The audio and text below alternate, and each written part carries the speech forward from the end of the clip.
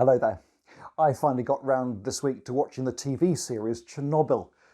Not exactly a happy and uplifting experience, I have to say, but it's interesting. It's one of those dramas where all the action that's going to happen happens right at the very beginning.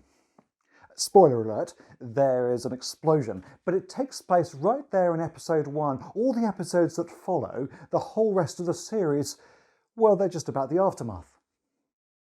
The Bible is not so very different.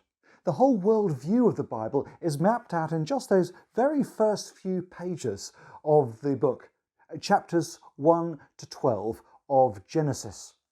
That's the place where you and I get to discover what this story is that we're characters in. It's where all the big questions of life, the ones that are so important to us, get their airtime. Where does the world come from? How should I think about the material world? Where do human beings fit in?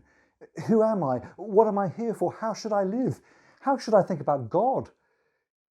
Why is there a tension between me and God, or between me and other people, or between me and the environment around me?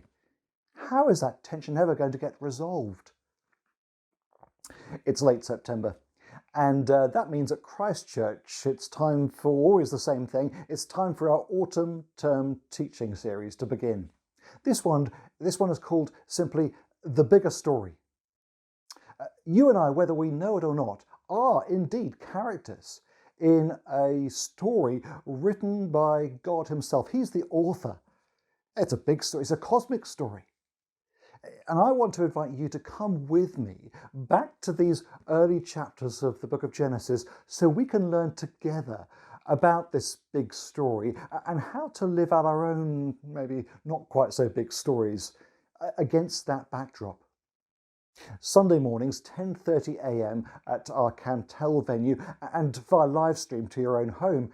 That's when our COVID-safe Sunday gatherings take place. And as I say, our autumn term teaching series in Genesis 1 to 12 is about to begin. Do join me.